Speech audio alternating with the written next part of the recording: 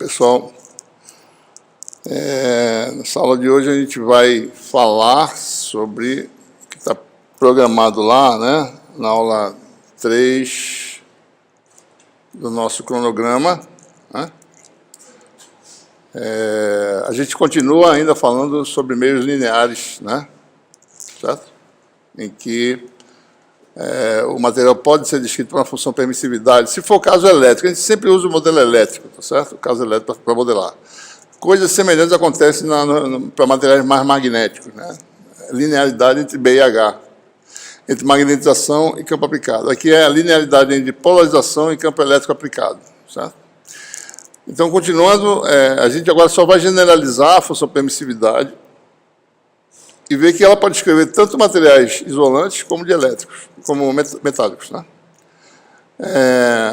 Então, hoje a gente fala sobre a gente aprofunda um pouquinho o conceito sobre polarizabilidade, vamos conceituar o que vem a ser, porque isso é usado para cálculo de susceptibilidade, e susceptibilidade é necessário para cálculo de permissividade, né? Então, a gente conceitua isso aí. A gente vai ver como é que é a função permissibilidade generalizada, né? Depois a gente vai ver, no material qualquer, o que acontece em altíssimas frequências, tá certo? Por que raio-x passa através das coisas, né? Por exemplo. Tá? Então, a gente vai ver que essa função permite entender por que essas coisas acontecem, tá certo? Vamos falar sobre frequência de plasma, né? Vamos conceituar isso aí, certo? E daí a gente vai também para o regime de altas e baixas frequências em metais, né? Não altíssimas, como a gente está falando aqui, mas altas e baixas. A gente vai ver que tem algumas peculiaridades em metais, e os metais podem também ser descritos por uma função permissividade, certo? Ou você fala em condutividade de metal, ou você fala em permissividade de metal, desde que você saiba interpretar corretamente essa função, certo? Bom, para a gente começar essa análise, né, vamos só agora ser um pouquinho mais detalhados na conceituação, tá certo? Quando você tem um campo no material, né, observe que você tem, no material você tem átomos, né, muito próximos, tá certo? Então, o campo aqui dentro é a soma dos campos de todos os átomos, né, tem elétrons fluindo, talvez lacunas em semicondutores, né? Então, o campo aqui varia abruptamente daqui para cá, tá certo? Né? Você vem para cá, o potencial é muito alto, de repente baixa, aumenta de novo, né? Se você for ver a função potencial, ela na rede de um material, ela vai fazendo, ela tende a ser infinita, digamos assim, se fossem pontos de carga, tá certo? O campo, quer dizer, se essa coisa variar abruptamente, porque o gradiente, que é o campo, varia abruptamente. Então, se você olha na escala de variação das distâncias interatômicas, o campo varia, certo? Muito, né? Quando a gente usa as equações de Maxwell, a gente fala em campo médio, a gente tira uma média dessas coisas, né? A gente junta, por exemplo, um conjunto de cargas, tá certo? Né? E define uma função de densidade, né? Que é a soma das cargas por unidade de volume, tá certo? A gente, por exemplo, pega vários dipolos, soma o momento de dipolo no volume e divide pelo volume. A gente define uma função de densidade, que é a polarização da matéria, né? Mas a gente tem que levar em conta que, para mim determinar polarização, eu preciso determinar a relação entre momento de polo e campo externo, ou campo total aplicado, certo? Então, a gente tem que lembrar desses detalhes para a gente poder definir. Veja, vamos lembrar das nossas definições. A gente vai falar em meio anisotrópico depois, tá certo? Está previsto no curso. Por enquanto, meio isotrópico, as propriedades são as mesmas em todas as direções. P é o momento de dipolo do átomo ou molécula do material, certo? Do jeito que ele está falando aqui, está esquecendo um pouquinho a natureza vetorial, porque o meio isotrópico vai aplicar o campo de uma direção e vai ver a resposta nessa direção. Tá certo? Nessa representação, né, é o valor real, né? É claro que o nosso no regime temporal vai ser assim, tá certo? No regime fatorial vai ser um retinho desse aqui, né? Então, é o valor real do campo que atua sobre o dipolo. O valor real, né? Mas só que o valor real não é o valor usado nas equações de Maxwell. O valor das equações de Maxwell são valores médios. São essas médias que eu falei. Então, a gente vai botar uma barra para distinguir o campo macroscópico, utilizado nas equações de Maxwell, do campo real, que atua no dipolo, certo? P é uma grandeza também macroscópica, né? Polarização, a gente vai botar as barras desses valores macroscópicos, certo? Que são esses valores, né, que variam um pouco na escala interatômica, mas variam mais, certo? Uma média, né? E a anotação nossa é essa, né? Todos os vetores que têm o barra em cima são os valores das equações de Maxwell tradicionais, exceto o campo elétrico, que vai precisar dele, o campo real, atuando no dipolo, tá certo? Bom, então, os conceitos, né? A gente tem as definições, né? Para a gente chegar na sua permissividade, a gente tem etapas intermediárias, tá? Então, as grandezas médias, polarização, como você perguntou agora há pouco, tá certo? O que ela é, né? A permissividade do vácuo vezes a susceptibilidade elétrica do material para um material linear. Certo? No material linear, as grandezas médias, né, variam, relacionam-se entre si linearmente. Né? O P, né, no sentido, né, das equações de Maxwell e o E, tem uma relação linear. A relação é definida por esse que é. Quanto mais inclinado ou menos inclinado, depende do material. Um material muito denso, com muitos dipolos, com densidade alta, certo? Pode ter uma relação mais acentuada.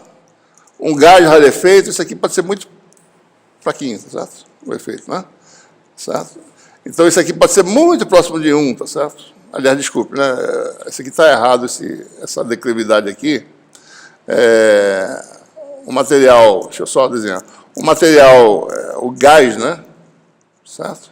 Seria já começando, né, com isso aqui igual a 1, tá certo? Né? Esquecendo esse epsilon zero, né? Então, um material, um gás, seria isso aqui. Um material dielétrico, né, mais, digamos assim, mais denso, com átomos mais densos, mais próximos, vai ter mais número de polo, por unidade de volume, então você vai ter mais acentuado. Mas chega no mínimo igual esquecendo a constante epsilon zero, isso aqui vai dar a susceptibilidade vai dar 1, né?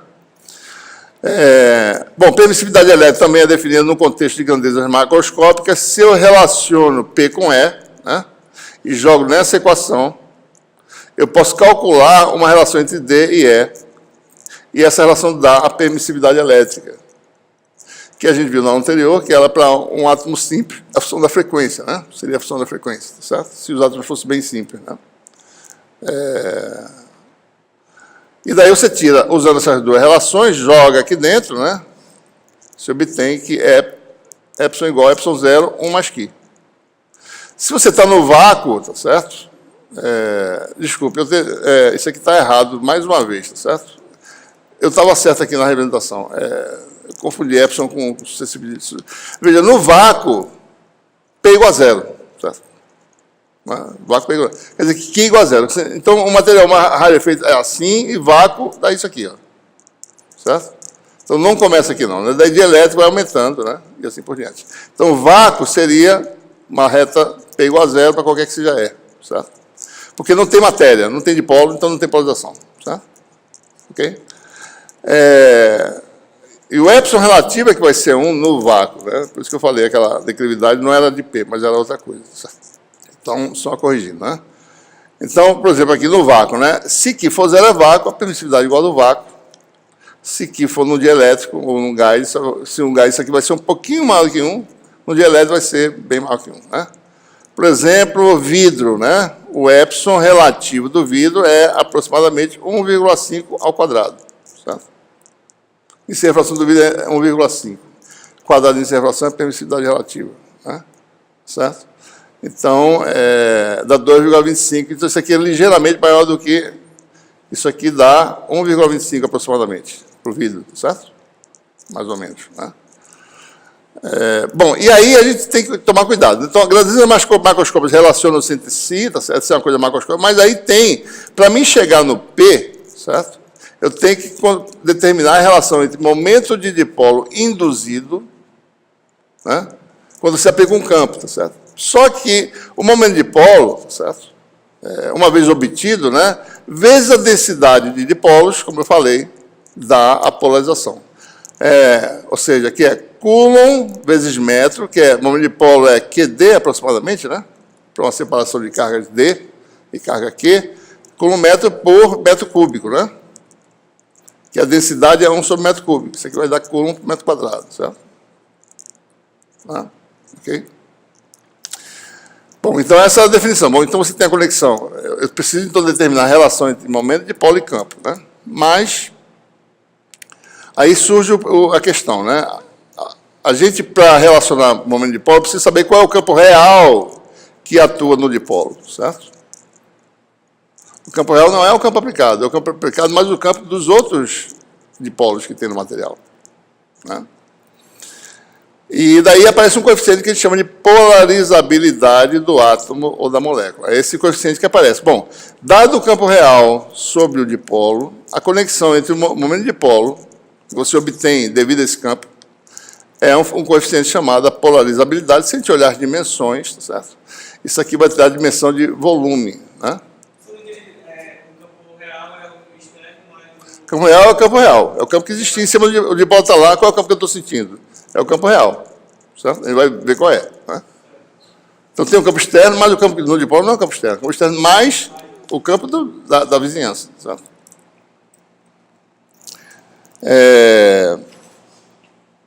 Bom, e pergunta essa, qual é o campo real? Bom, o campo real a gente pode escrever como sendo o valor médio, mais uma correçãozinha que precisa saber qual é, tá certo?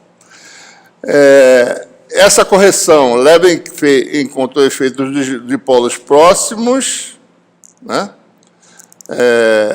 Os distantes são levados em conta, tá certo? Utilizando aí valores médios, tá certo? Mas os próximos a gente tem que tomar cuidado, né? Tá certo? Bom, o campo médio, né?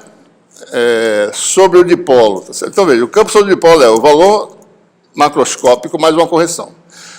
O valor macroscópico vai ser o campo dos dipolos próximos, no sentido macroscópico, no sentido que a gente está acostumado a calcular, uma distribuição contínua de dipolos. Qual é o campo dos dipolos próximos, né? Quem é o campo dos dipolos distantes, né? No sentido macroscópico, e mais um campo externo aplicado, se ele tiver, certo? Bom, então, o campo real, por sua vez, é parecido com isso, com a única diferença é que o campo próximo é o campo real, não o campo no sentido médio. O resto é a mesma coisa, porque o resto pode ser obtido no sentido médio, tá certo?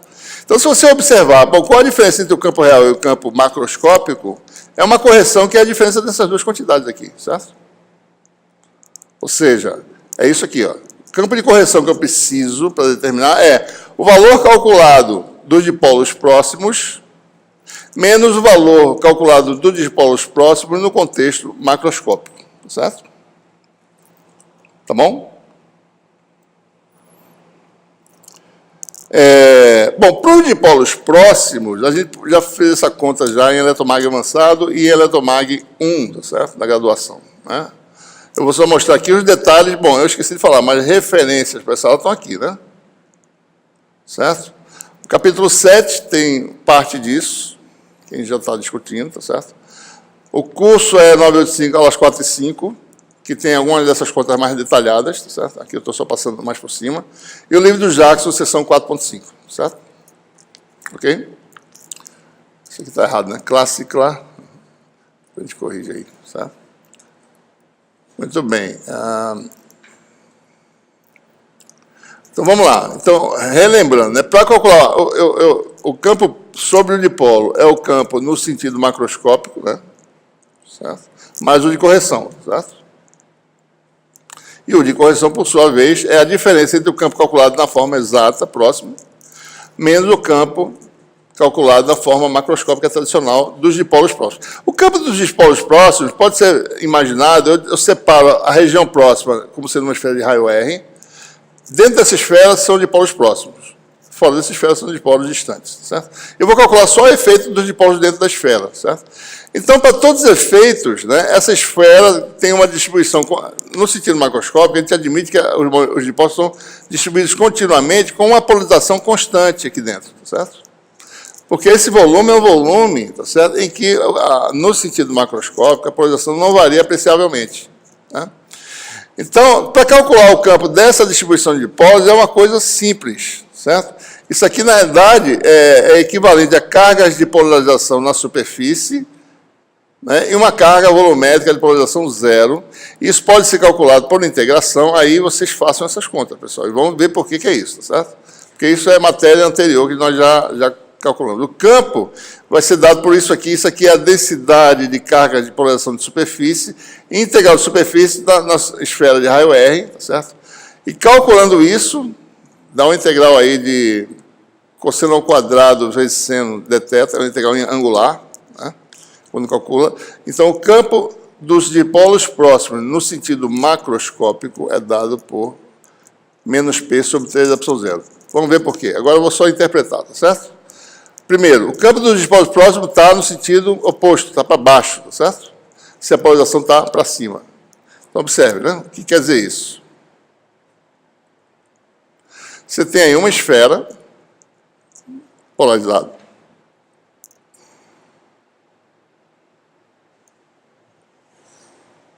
Né?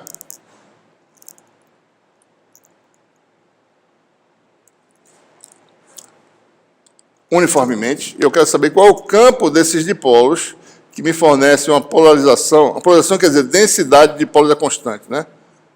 Qual é o campo aqui no centro? É isso que eu quero saber. O meu dipolo, ele está no centro. Qual é o campo desses dipolos que estão uniformemente distribuídos no centro? Olha, cada dipolozinho desse, tá certo? É uma separaçãozinha de cargas, tá? Se você for juntar todo mundo, você vai observar que vai sobrar na superfície uma carga residual positiva, que aqui vai ser zero, tá certo? Essa carga varia com o ângulo, tá? É esse o modelo, né? Que a gente calcula eletrostaticamente. E do lado de baixo, o resíduo negativo do dipolo fornece uma densidade de carga negativa que vai aumentando até atingir um máximo aqui, depois vai diminuindo até no polo, porque muda de sinal, né? Então aqui tem que ser zero, tá certo? Então, efetivamente, o campo produzido por essa esfera polarizada é o campo dessas cargas residuais. Pode-se mostrar que no volume dá zero. Na superfície, a densidade de carga residual de superfície é P escalar a normal, certo? Que é o nosso modelo lá, né? Aqui está P, certo? É dado por isso. Isso aí é teoria eletromagnética, tá certo? Isso aqui é ângulo θ, né? P escalar N, se P igual a P0 a Z, densidade de carga superficial vai ser AZ escalar a N, é cosseno do ângulo, vai dar P0 cosseno θ.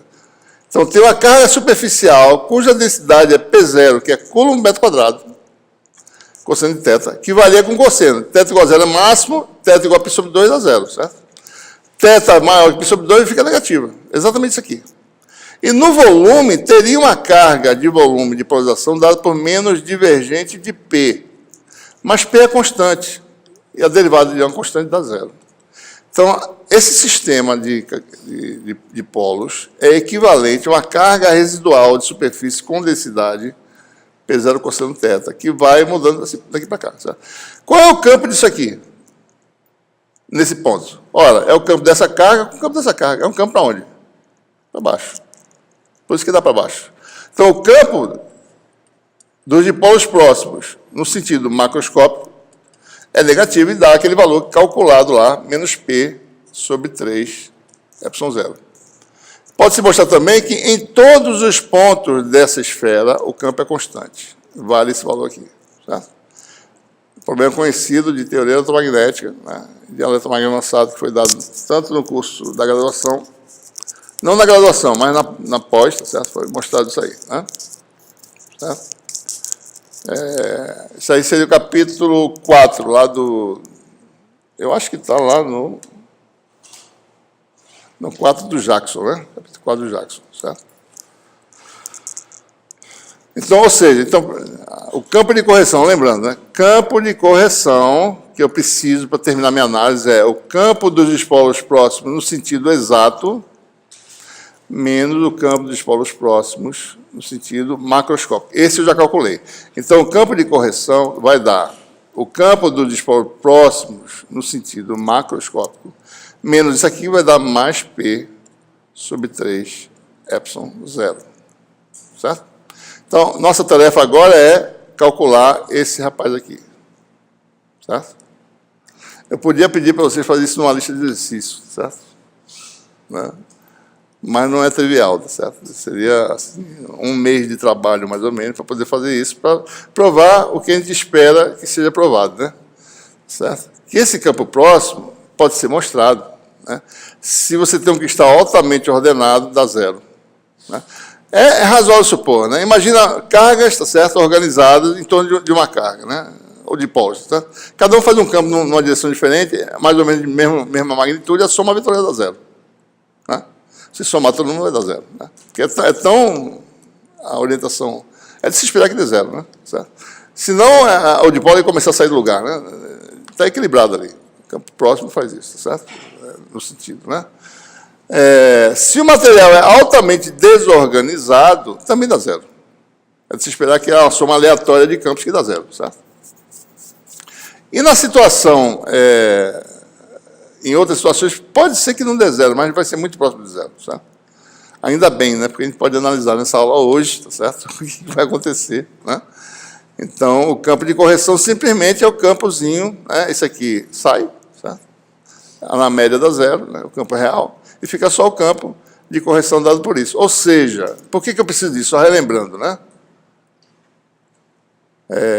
O campo real, ou seja, atuando no dipolo, eu preciso dele para polarizabilidade, vai ser o campo no sentido macroscópico, certo? Mais o campo de correção. Né?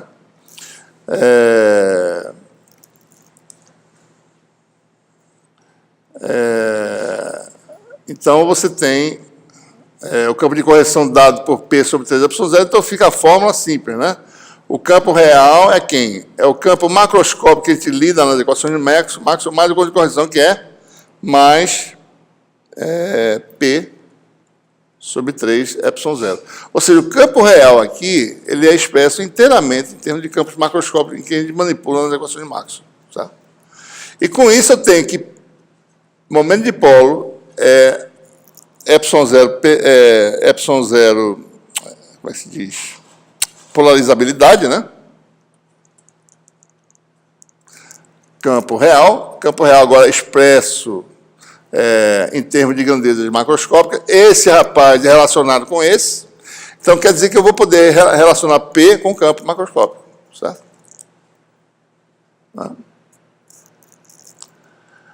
E daí você tira a susceptibilidade. Ou seja, isso aí tem algumas passagenzinhas, só vou indicar. Né? Então, veja, se eu sei o campo real, que é o campo no sentido macroscópico, né, mais P sobre 3ε0, daí eu tiro o momento de polo é quem? ε0, eta, vezes isso, né?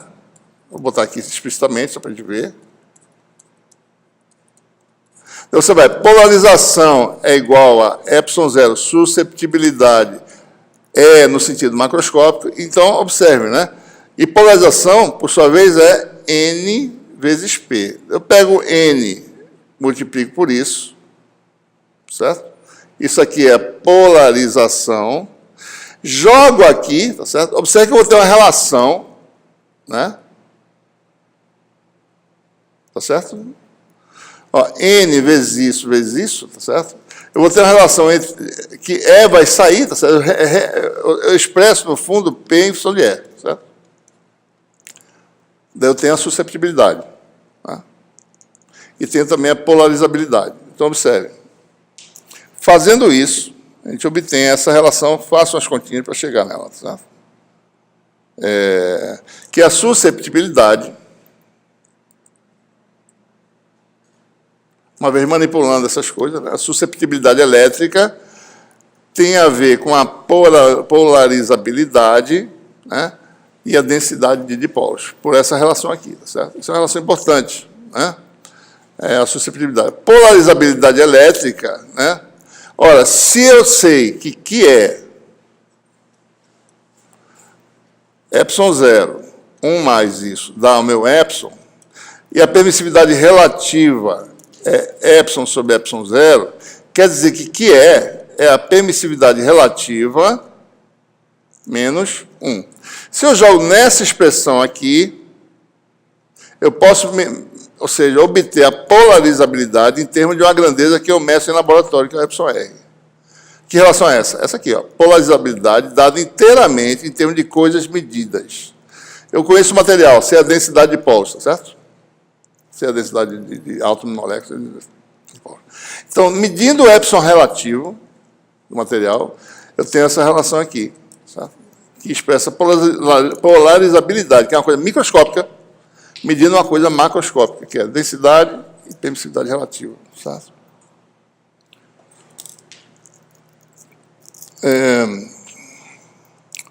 Então, observe também que essa relação, né, mostra, certo?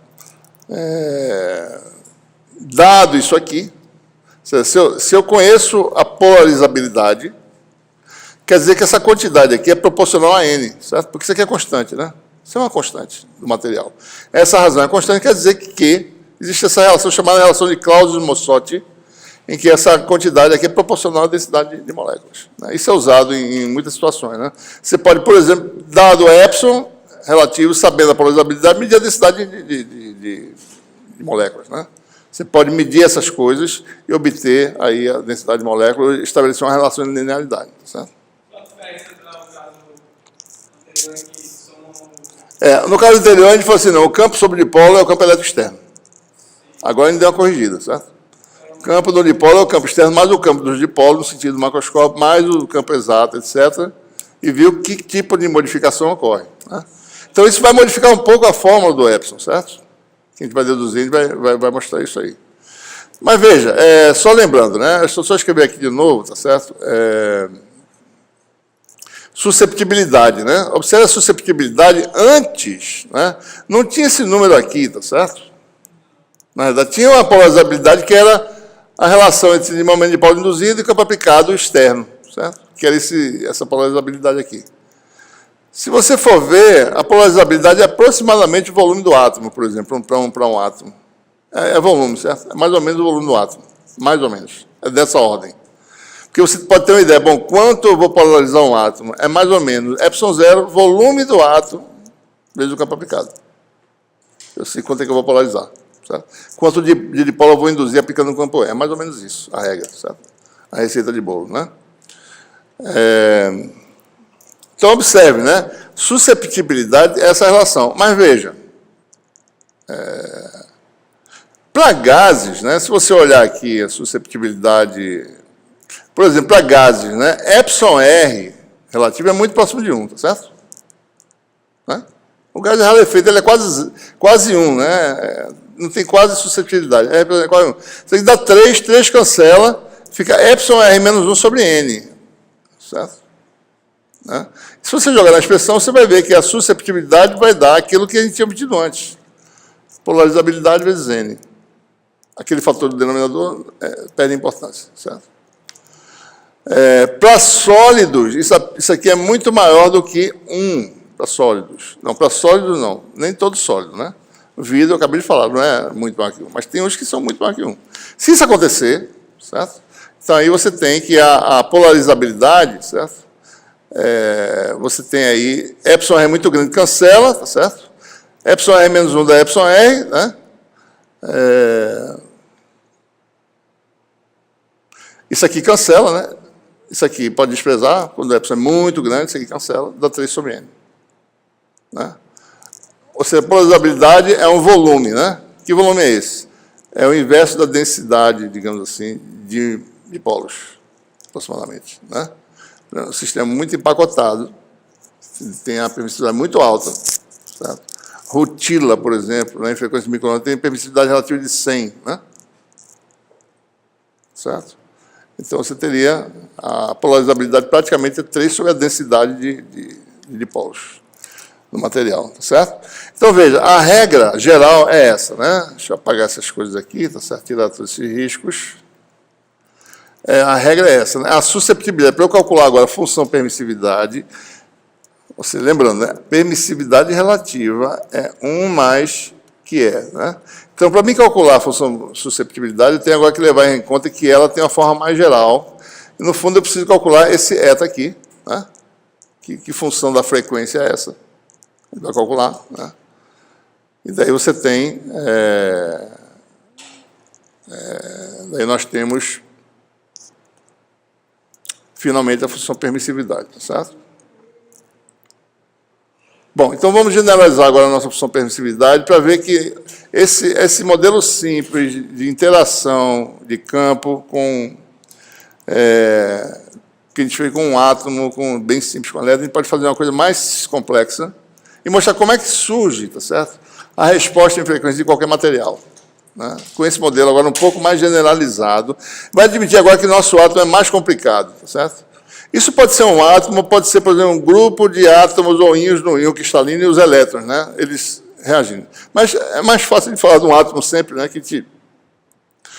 Então, olha, observe, a notação que eu estou usando agora é um pouco diferente das notas de aula lá atrás, tá certo?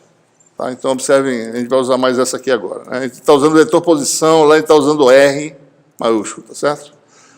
Para ficar mais de acordo com a notação que eu uso, tanto na graduação como na eletromagnetismo aqui também, vai sempre usar posições como sendo X, voltando às letras redondas, em que as coisas são variáveis. Agora você tem todas as cargas, você quer saber como é que tudo isso reage a um campo aplicado, já agora levando em conta que tem esse efeito da polarizabilidade, que a gente vai levar em conta também, certo? Mas, então, você quando tem agora um átomo de Z elétrons, né? Vamos observar direito. Cada elétron, né, tem uma massa, que é a mesma, tá certo?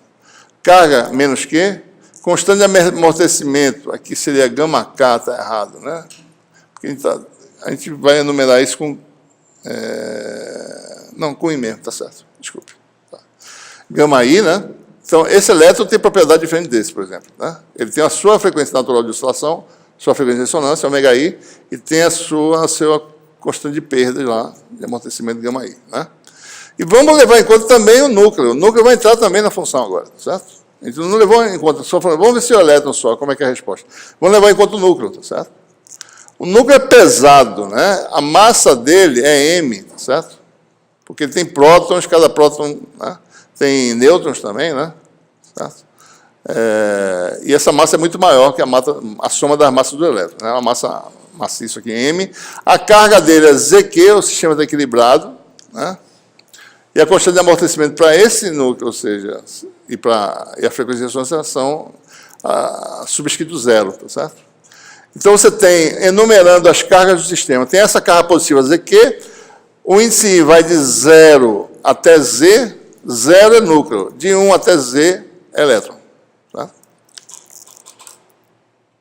Então, só a gente, resumindo as propriedades aí, né? Massa do núcleo é M0, né? Índice 0, MI para elétron, tá certo? Carga, né? Constante de amortecimento, tá certo? Posição. Posição do núcleo é o valor de equilíbrio mais um valorzinho variável. Então, ele oscila em torno sempre de um valor de equilíbrio, né? Se você aplica um campo externo, ele vai oscilar, mas vai ter um valor de equilíbrio. Então, essa a gente está sendo agora um pouco mais rigoroso no modelo. A gente lá não falou em equilíbrio, né? A gente falou em posição, mas o certo é a gente falar valor de equilíbrio mais um deslocamento que varia com o campo aplicado. Mesma coisa para os elétrons, né? Então, a gente tem também conceitos que são conceitos já existentes em cursos anteriores, né? O momento dipolo, na verdade, para a distribuição de carga de um sistema neutro, é simplesmente essa soma. É o momento das cargas. É a soma de vetor de exposição com peso QI. Certo? Por exemplo, né? Um dipolo, certo? Quem é o momento dipolo? Né? Vou botar aqui em coordenadas, certo? Aqui é o vetor x1, x+, igual a, digamos, se essa separação aqui é D, né? D sobre 2 AZ. E x menos é menos D sobre 2AZ, né? Se eu aplicar a definição, é soma de QI vezes XI, né? Vai dar momento dipolo igual a essa carga que é Q, D sobre 2AZ, mais essa carga aqui, que é menos Q,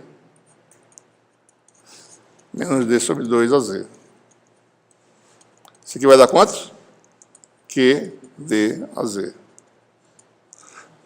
Que é o momento dipolo de um par de cargas, né? O vetor que aponta para cima, certo? Essa é a definição. Se você tem mais cargas no sistema neutro, você pode calcular o momento dipolo usando a forma mais geral, né? Soma de QI e XI, certo? Vamos admitir que o átomo não seja polar, já não tem uma separação permanente, tá certo? Porque isso aí já introduz uma não linearidade que não está falando de sistemas não lineares, falando de sistemas lineares, tá?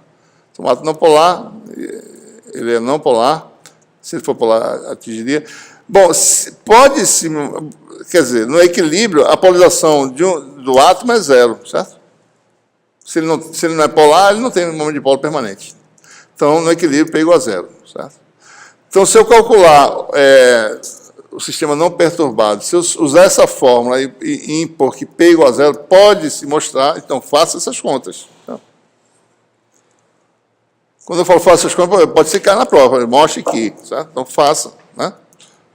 Pode se mostrar que o valor de equilíbrio do núcleo, né, da posição do núcleo, é amarrada às posições de equilíbrio dos elétrons, né, a partir dessa expressão aqui. Certo? Tá bom? Então, essa é uma relação que advém dessa propriedade, para o átomo não polar. Né?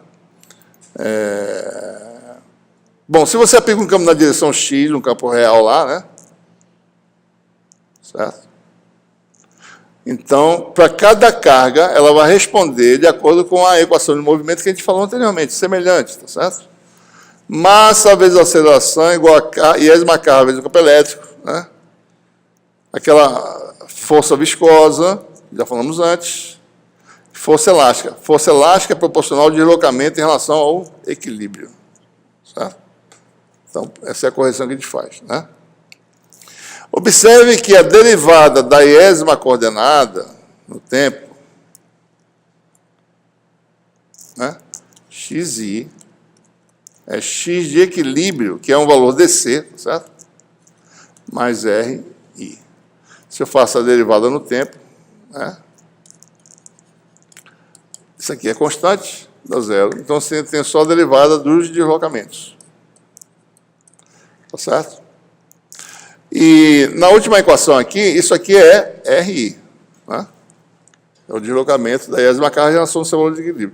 Então, isso aqui tudinho, na prática, é derivada só de RI. Certo? Isso aqui é tudo a equação diferencial só para os deslocamentos. A análise de pequenos sinais tradicional da engenharia elétrica. Né? Você tem o deslocamento em relação ao equilíbrio, então você tem a equação de movimento semelhante, né? Fazendo a mesma coisa que a gente fez antes, né? Ou seja, se a iésima coordenada tem três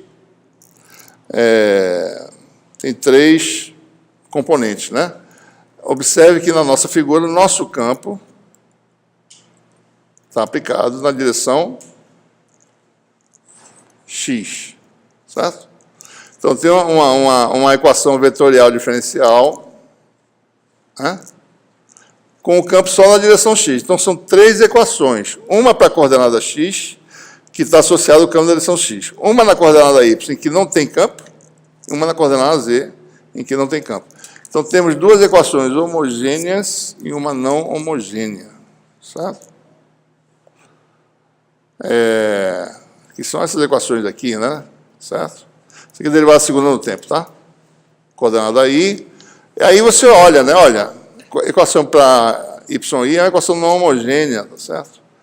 Equação do oscilador amortecido, se vocês forem ver. Né? A solução para essas coordenadas, né? No regime que a frequência é grande em relação ao constante de amortecimento, certo? Em geral, isso acontece. Sistema de baixas perdas, a frequência de oscilação geralmente é grande em relação à constante de amortecimento, que é uma frequência também equivalente, né? Certo? Então, quando isso é verdade, em sistemas amortecidos, a solução para essas equações homogêneas é da forma uma constante, um decaimento no tempo e uma oscilação no tempo. A oscilação ocorre com a frequência chamada frequência natural de oscilação, né? Que é relacionada, é só calcular o polinômio equivalente aqui e calcular essas raízes da equação para obter a solução da equação diferencial. Então, você tem aí a frequência natural de oscilação, que é diferente da frequência de ressonância, são coisas diferentes. Natural. Quer dizer, o sistema, se ele está fora do equilíbrio, ele vai voltar ao equilíbrio exponencialmente, né? Certo? Com a constante de amortecimento gama. Quanto menos perda tiver, mais devagar ele vai decair. Certo? Tira ele do equilíbrio, ele vai interagindo com sua vizinhança, perdendo energia, mas aos pouquinhos ele vai decair. Se for muita perda, ele cai rápido. Né? Mas cai com a frequência natural de oscilação, que é essa frequência aqui. é definido pelo sistema, né? Cada sistema tem a sua condição natural, tá certo? Então, e observe, né? Se ômega I não fosse muito maior, aqui seria, se ômega I fosse igual, tá certo? Tem amortecimento crítico, né, que chama, né? Quando isso aqui é igual a zero. E quando muda de sinal, aí você não tem oscilação, ele simplesmente amortece, tá certo?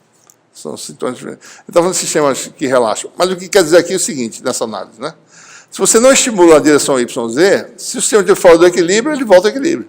Ele não é perturbado. Só quem vai ser perturbado é o equilíbrio na direção X, que eu estou estimulando o sistema nessa direção, né? Então, essa é a primeira propriedade que a gente obtém, certo? Bom, e para a componente X, a gente vai ter, observe, né? Suponha que o sistema está lá, fora do equilíbrio, aplica um campo, né? Então, entre ele atingir o regime permanente, certo? Né?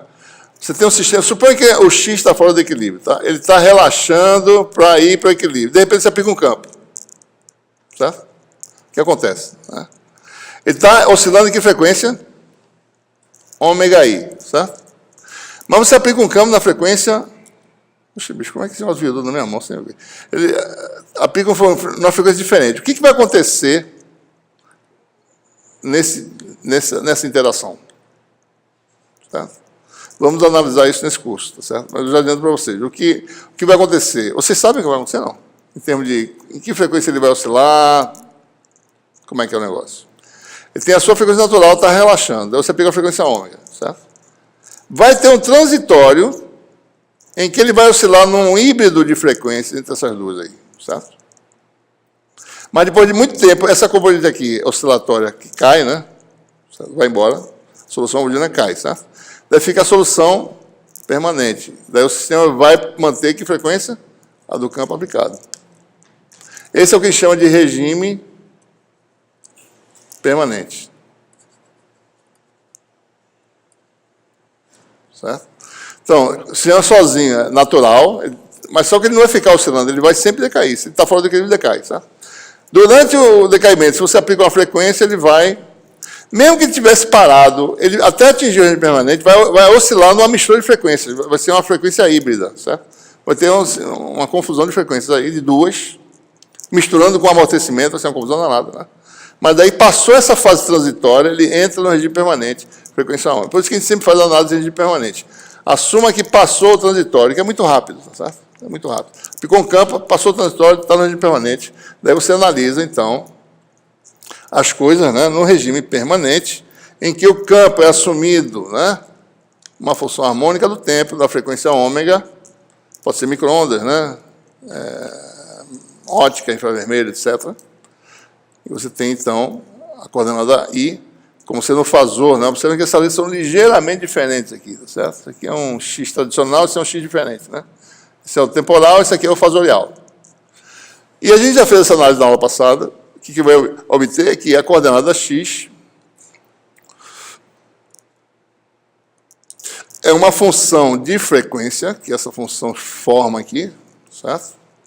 Fez o campo elétrico, e daí, né, eu uso o quê? Momento de dipolo, tá certo? É aquela forma, somatório de QI vezes XI, daí a gente obtém aqui, ó, a fórmula para o momento de dipolo, tá certo? Só que um termo aqui vai dar zero, como eu mostrei para a molécula não polar. Essa soma aqui é o momento de dipolo do equilíbrio. Só esse termo aqui, ó. Soma de zero, incluindo o núcleo e os elétrons. É o momento de dipolo do equilíbrio. Molécula não polar, isso dá zero. Se fosse polar, tinha um valor DC lá, qualquer, tá certo? Então, isso aqui vai embora. Fica só que RI, RI só tem na direção X, tá certo? Né? E aí você mostra que... ou seja, momento de dipolo, está faltando J ômega T aqui, certo? P é isso aqui, ó. Soma de I igual a 0 até Z de QI XI. XI é dado por essa função frequente, então você tem uma função agora que é um somatório de funções, tá certo? Que tem ressonâncias e amortecimentos diferentes, porque você tem Z possibilidades, tá certo? Então você tem uma fórmula, né? Observe, aqui está separado, né? Contribuição do núcleo está aqui, tá certo? contribuição dos elétrons está aqui. Então, você tem essa fórmula aí, certo? Que permite extrair a polarizabilidade, né? Certo? Então, aqui está a fórmula completa para a polarizabilidade de um átomo que tem vários elétrons, tá certo? É isso aqui, né? Você extrai... na realidade, está errado isso aqui, viu, pessoal? É ε0 eta E. Né? Certo? Se você olhar daqui para cá, o que vai acontecer é que o eta é simplesmente isso aqui dividido por ε0, certo? ZQ2 sobre M ε0. Daí tem uma aqui. Aqui você tem o efeito do núcleo, ele tem a frequência de ressonância dele e sua constante de amortecimento. Os elétrons têm suas frequências de ressonância e suas constantes de amortecimento, certo? E daí você vai para o momento de polo, né? Aí você tem nas relações anteriores, tá certo? Se eu tenho a polarizabilidade que está aqui, e eu mostrei anteriormente que a polarizabilidade tem uma fórmula que a relaciona com a permissividade relativa, daí você extrai, juntando essas coisas, a função permissividade elétrica, certo? Então, fazendo essa relação simples, você mostra que a permissividade, tá certo? Ela é obtida dessa equação aqui, em que f de ômega é uma função da frequência, certo? Lá nas notas de fundamentos anteriores é f minúsculo, a gente mudou para f maiúsculo aqui, certo? Ok? Então, a função mais complicadinha, certo? Mas dá para interpretar, né? Ela vai ser parecida com a função... Na verdade, a permissividade elétrica, certo? Vai ser parecida com um termo desses, para um átomo simples. Né? Se o efeito de polarizabilidade de campo próximo for desprezado, ou seja, para gases, né? A forma vai ser parecida com uma fórmulazinha dessa aqui, tá certo?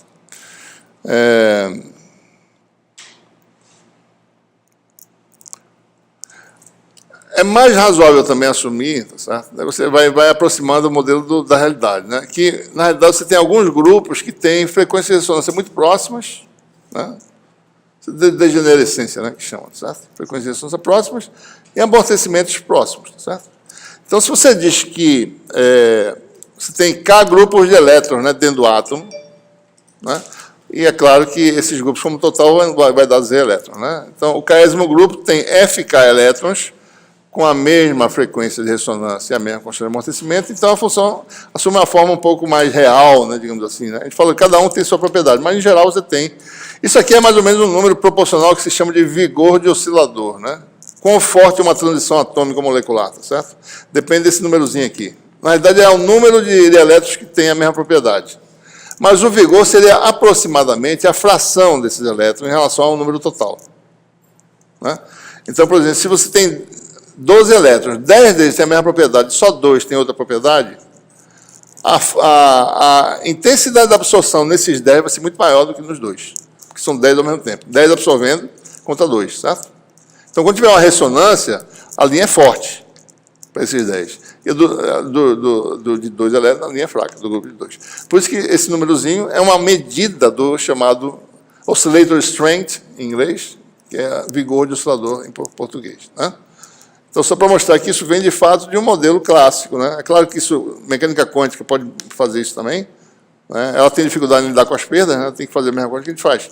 Mas o modelo clássico explica tudo isso, tá certo? De forma mais tangível, digamos assim, né? Então, só lembrando, né? Os grupos de elétrons somam para dar o número total de elétrons, né? A soma dos números. Então, o que é essa função f, né? Se você olhar para ela... Certo? Pense nessa função f como sendo parecida com o epsilon do material, certo? Parecida, né? Por exemplo, né? Por que ela é parecida, né? Se você tem um gás rarefeito, epsilon R é o quê? Próximo de 1, certo? Então, se a gente pensar sempre em gás rarefeito, fica mais fácil de perceber. Isso aqui vai dar 3, cancela. Então, epsilon R é aproximadamente o quê? F mais 1. Permissividade relativa é o valor do vácuo mais a função de frequência que tem, né? Na aula anterior, a gente falou assim, ó, epsilon sobre epsilon 0 é 1 mais um terminho desse aqui, certo? Agora é 1 mais uma soma de vários termos com ressonâncias em lugares diferentes, né? Então, se você for olhar, certo? Na verdade, esse gráfico está um pouquinho errado, né? Que eu vou mostrar aqui, mas eu vou comentar, tá certo? Isso aqui, na realidade, era para ser, né? Se fosse f, era para estar aqui embaixo, né? O epsilon é 1 mais a função, tá certo? Então, rigorosamente, tá certo? Isso aqui seria o epsilon relativo à medida, né?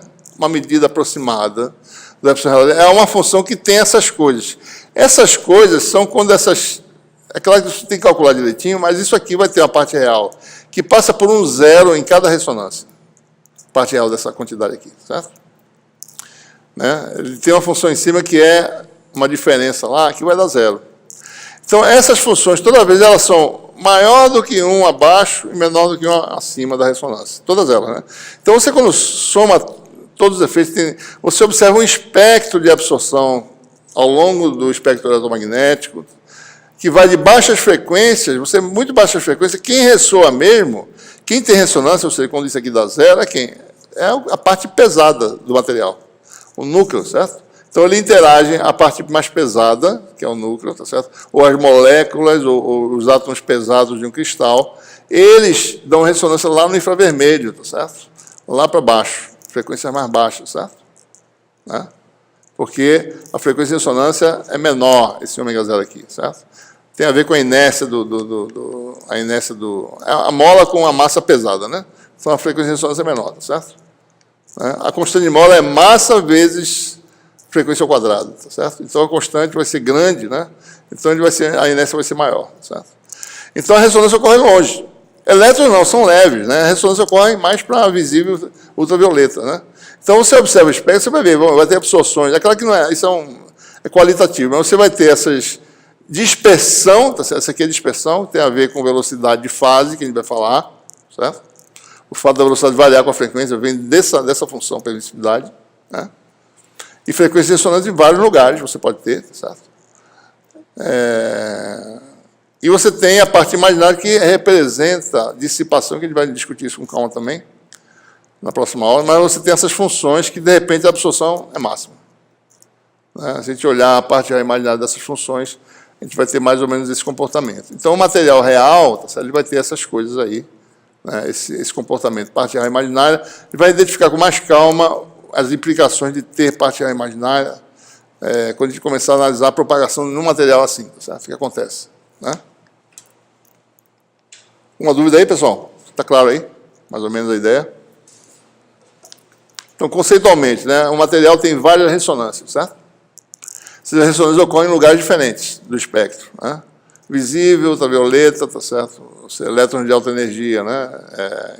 Com energia mais distante. Você, para interagir, a ressonância a frequência mais alta, né?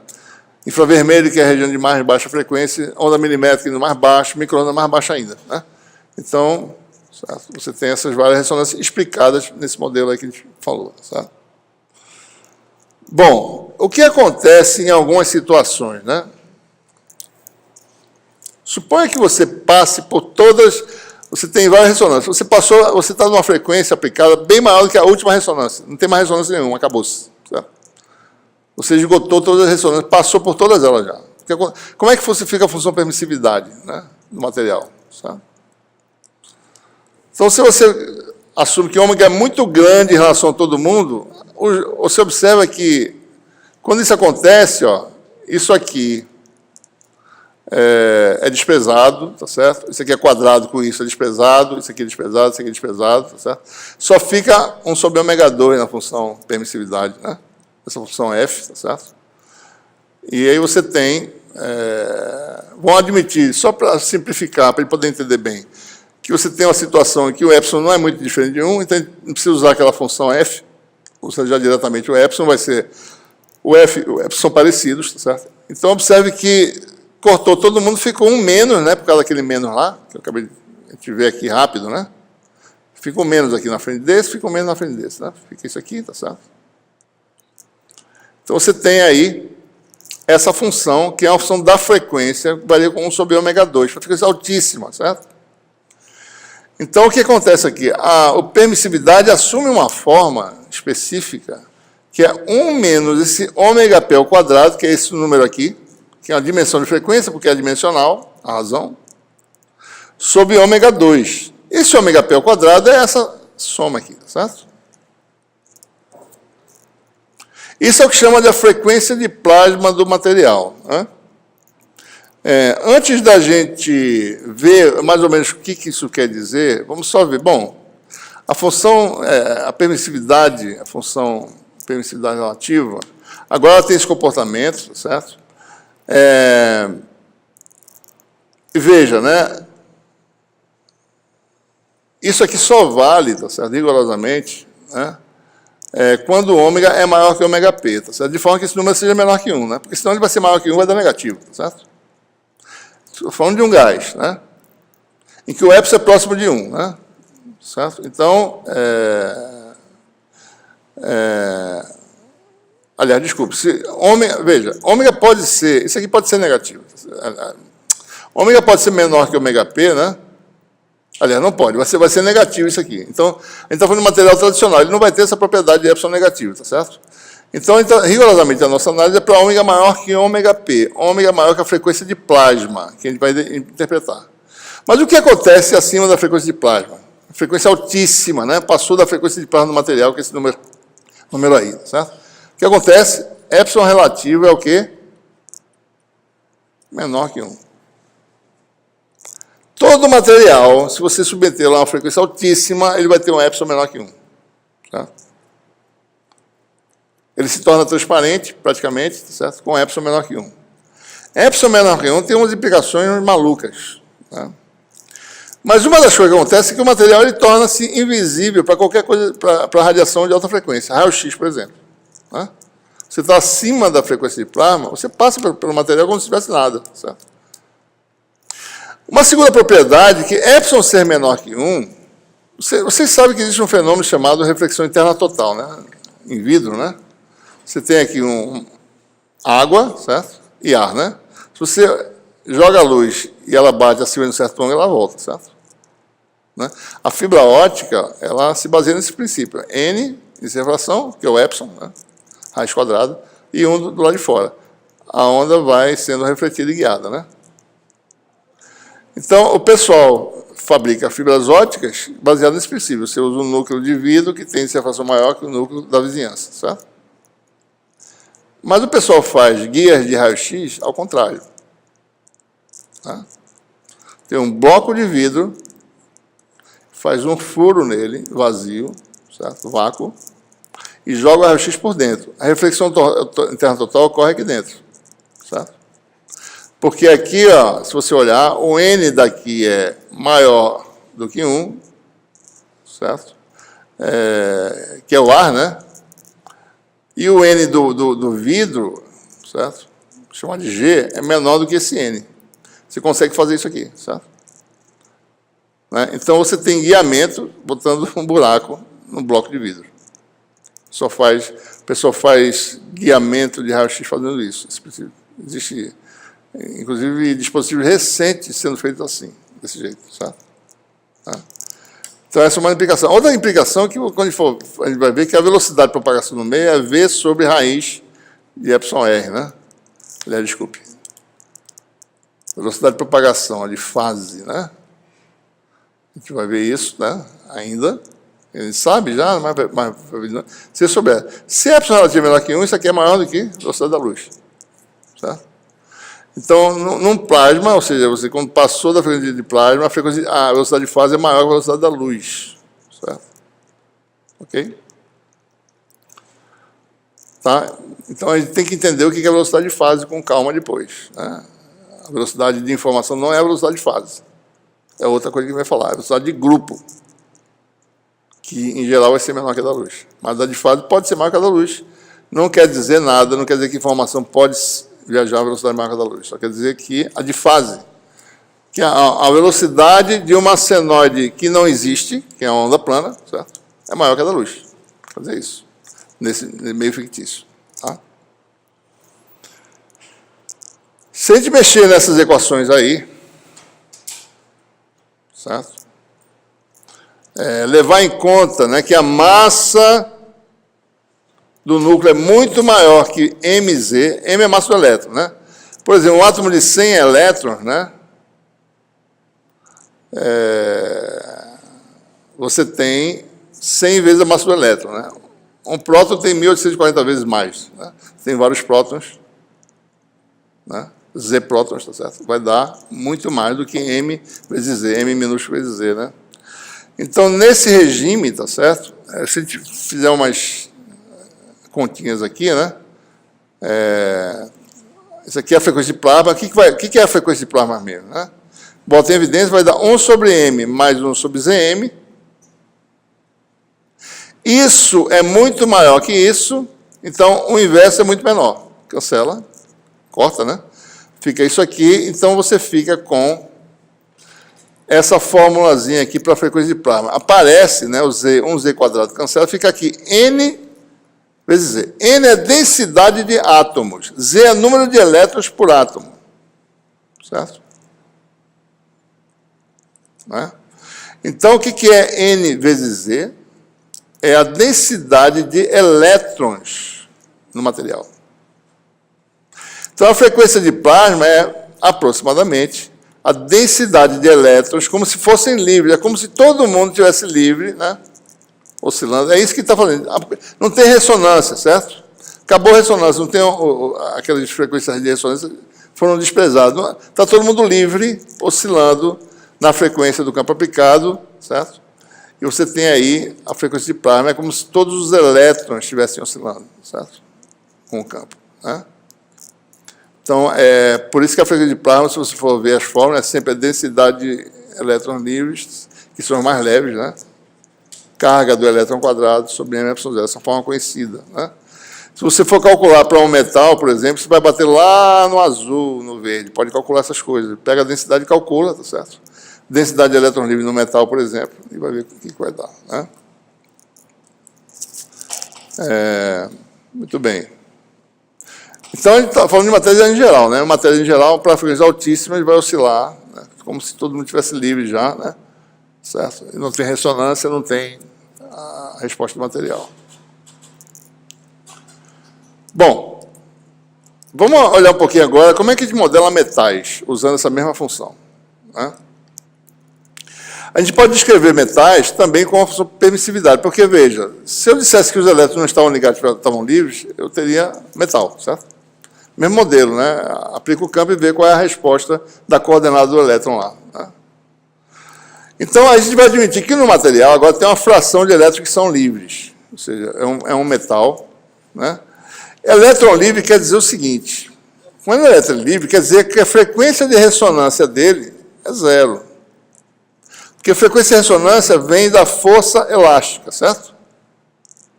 A força elástica é a força do núcleo, né? Sobre o elétron, está puxando o elétron, né?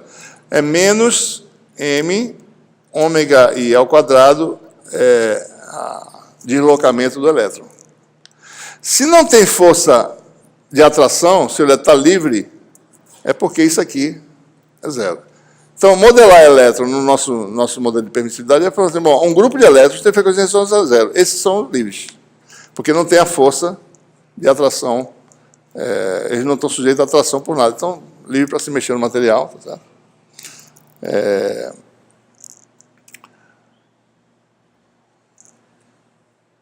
E a gente está dizendo aqui, bom, a gente enumera, né, os ligados, são os primeiros K-1 grupos, certo?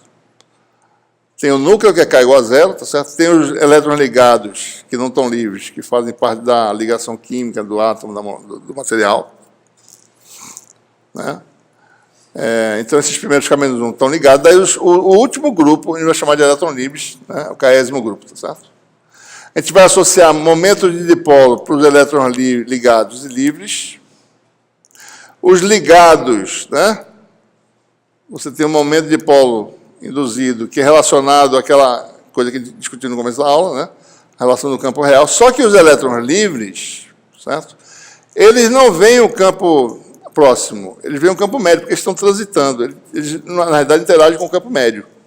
Ele não é um dipolo parado, que eu tenho que saber quem é o campo total, que apareceu aquele P sobre 3 epsilon zero, né?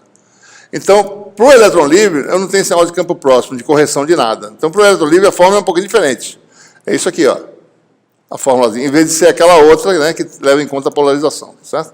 Então, o momento dipolo vai ser a soma do momento dipolo dos ligados com os livres, tá certo? E com isso, eu tenho a função polarizabilidade dos elétrons ligados, que é parecida com o que nós derivamos. E a dos livres, a diferença que aparece é que não tem frequência de ressonância, né? Ômega 0 ao quadrado menos ômega 2, que seria aqui, né? Ômega k ao quadrado menos ômega 2, ômega k é igual a zero, ficou menos aqui. Aqui continua uma perdazinha, tá certo? Né? E aqui você tem o grupo de elétrons e aparecem essas funções peso tradicionais, né? Bom, e a polarização total a gente pode calcular, tá certo? E tem umas continhas para fazer, que são contas simples, né? Soma isso aqui, recombina, tá certo? Aí vocês fazem isso aí. O importante aqui é esse resultado, tá certo? Ou seja, o epsilon relativo vai ter uma contribuição o B aqui, B quer dizer bound, tá certo? E F, quando eu boto aqui esses subscritos, né, FB, né, F, bound de ligado, F de free, tá certo? Essa é a diferença aqui, né? Então, vai ter uma contribuição dos elétrons ligados, que tem um pedaço, uma soma de funções de frequência, que tem as várias ressonâncias, né? E tem a contribuição dos elétrons livres, tá certo? E aí, essa permissividade dos elétrons livres aparece uma função que é característica, e aparece a frequência de plasma, que vai aparecer, tá certo? Que é a densidade de elétrons livres, que é 2 sobre m epsilon 0. Né? Isso aqui, na realidade, né, é um fator, tá certo? Isso aqui, a gente chamou de frequência de plasma.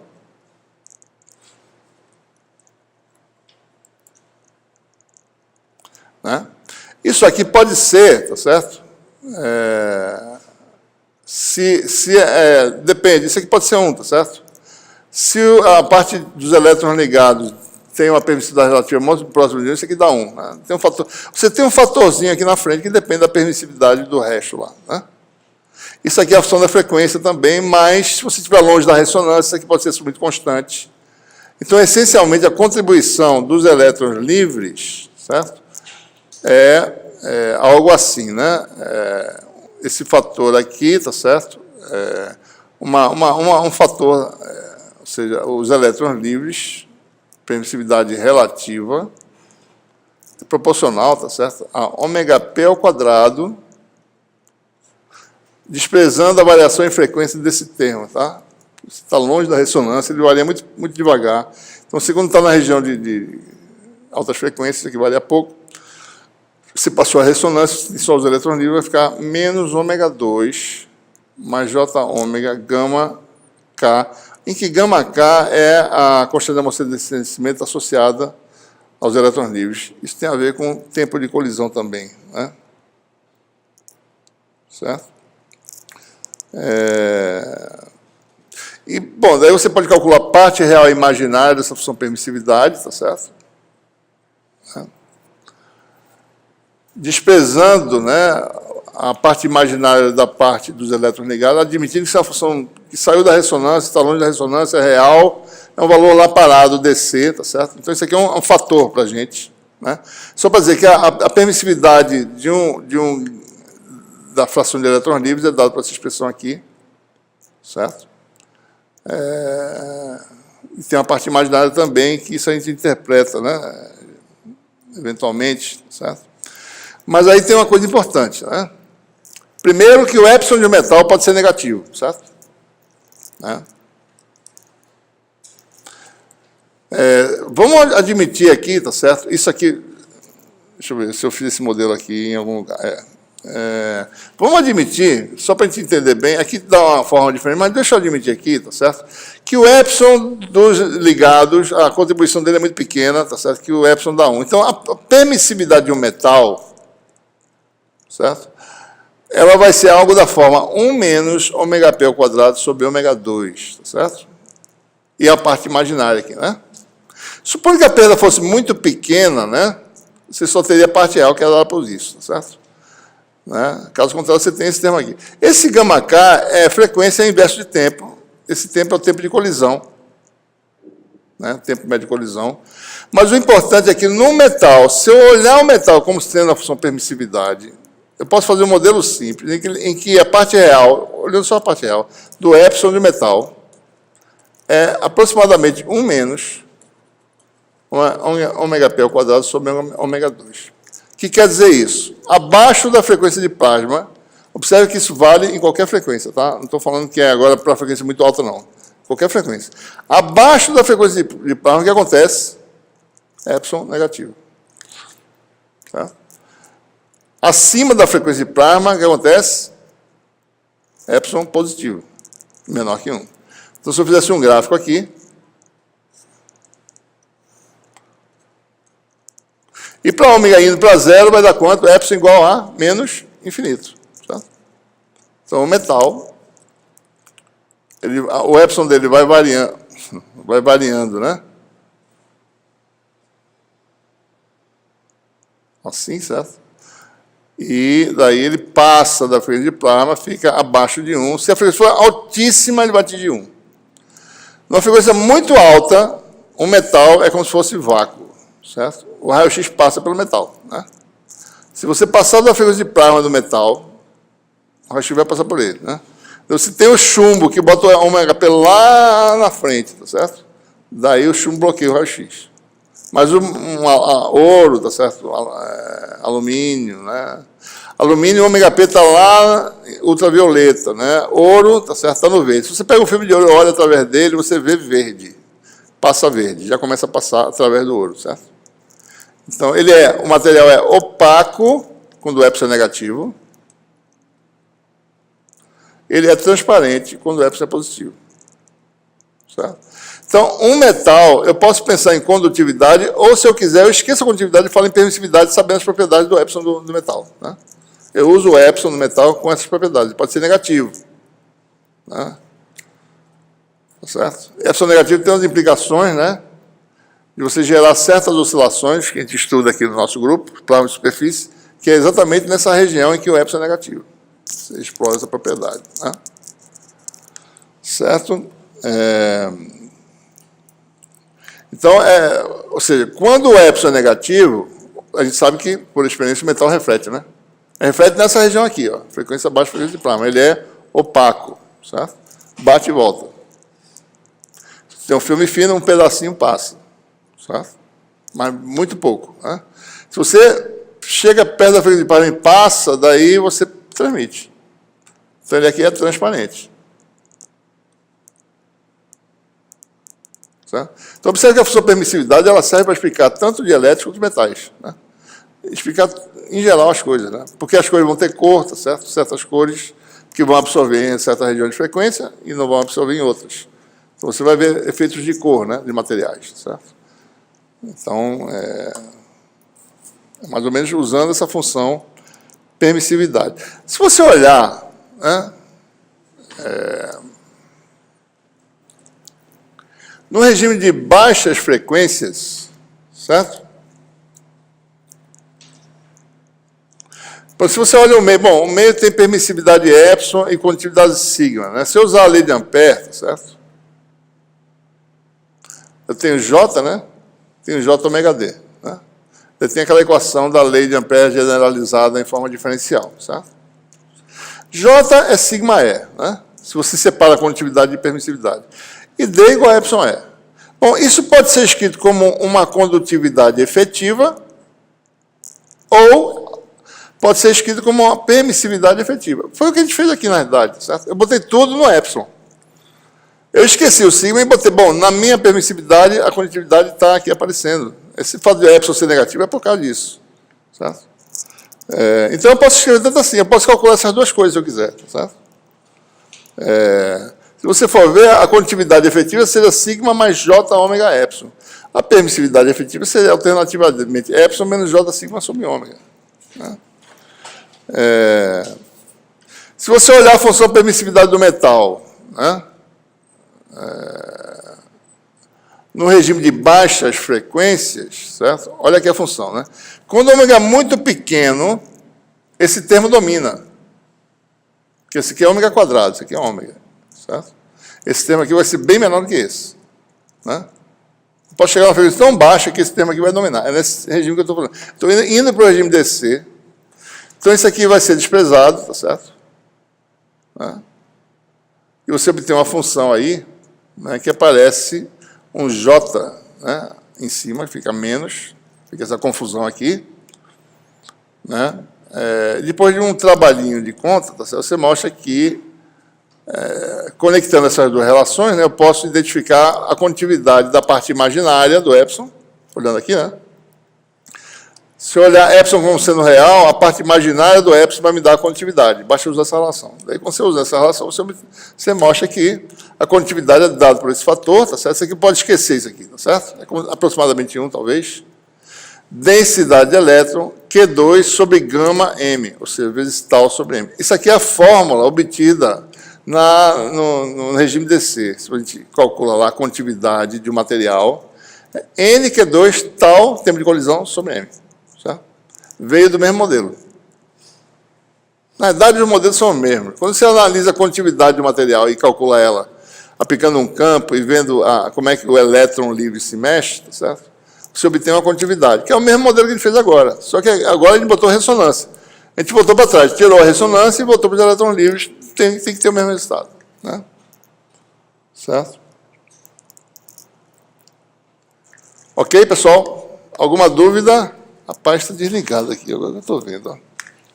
E outra coisa, eu não gravei essa aula. Gravei. Gravei. Eu tenho que terminar instantaneamente aqui, antes que ele perca, sabe? Pessoal, então, terminamos aqui, certo? Provavelmente, sexta-feira vai ser videoaula, né? Muito provavelmente. A menos que adie um projeto, daí eu vou ter mais tranquilidade. Mas eu acho que eu vou ter que terminar sexta-feira. Ok? Então, ficamos por aqui.